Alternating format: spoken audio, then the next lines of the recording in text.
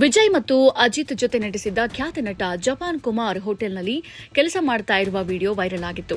ನಟನಿಗೆ ಇಂಥ ಪರಿಸ್ಥಿತಿ ಬಂದಿದೆಯೇ ಅಂತ ನೆಟ್ಟಿಗರು ಆಶ್ಚರ್ಯ ವ್ಯಕ್ತಪಡಿಸಿದ್ರು. ಆದರೆ ಅವರ ಪತ್ನಿ ಜ್ಯೋತಿ ಈ ಬಗ್ಗೆ ಸ್ಪಷ್ಟನೆ ಕೊಟ್ಟಿದ್ದಾರೆ.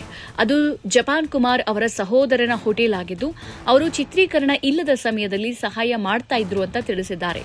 ವೈರಲ್ ವಿಡಿಯೋ ಬಗ್ಗೆ ತಪ್ಪು ಮಾಹಿತಿ ಹರಡಿದೆ. ತಮಿಳು ಚಿತ್ರರಂಗದ ಖ್ಯಾತ ಪೋಷಕ ನಟ ಮತ್ತು ಡ್ಯಾನ್ಸರ್ ಜಪಾನ್ ಕುಮಾರ್ ಅವರು ರಸ್ತೆ ಬದಿಯ ಹೋಟೆಲ್ನಲ್ಲಿ ಕೆಲಸ ಮಾಡ್ತಾ ಇರುವ ವಿಡಿಯೋ ಇತ್ತೀಚೆಗೆ ಸಾಮಾಜಿಕ ಜಾಲತಾಣದಲ್ಲಿ ಭಾರೀ ಚರ್ಚೆಗೆ ಗ್ರಾಸವಾಗಿತ್ತು.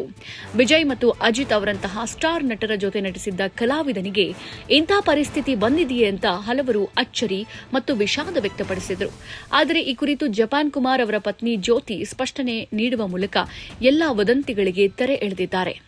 ಚೆನ್ನೈನ ಒಡಪಳನಿಯಲ್ಲಿರುವ ಶಕ್ತಿ ಹೋಮ್ ಫುಡ್ಸ್ ಎಂಬ ಹೋಟೆಲ್ನಲ್ಲಿ ಜಪಾನ್ ಕುಮಾರ್ ಅವರು ಗ್ರಾಹಕರಿಗೆ ಊಟ ಬಡಿಸ್ತಾ ಇರುವ ವಿಡಿಯೋ ವೈರಲ್ ಆಗಿತ್ತು.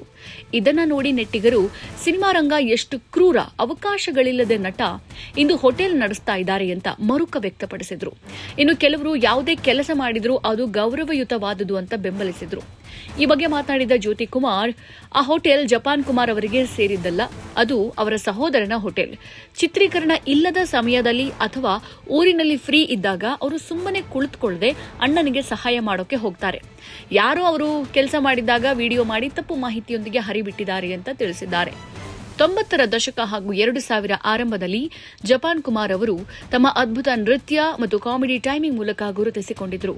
ಸಾಮಿ, ಪೋಕಿರಿ, ವರಲಾರುನಂತಹ ಹಿಟ್ ಚಿತ್ರಗಳಲ್ಲಿ ನಟಿಸಿರುವ ಇವರು ಪ್ರಭುದೇವ, ರಾಘವ ಲಾರೆನ್ಸ್ ಅವರಂತಹ ದಿಗ್ಗಜ ಕೊರಿಯೋಗ್ರಾಫರ್ಗಳ ಜೊತೆ ಕೆಲಸ ಮಾಡಿದ ಅನುಭವ ಹೊಂದಿದ್ದಾರೆ.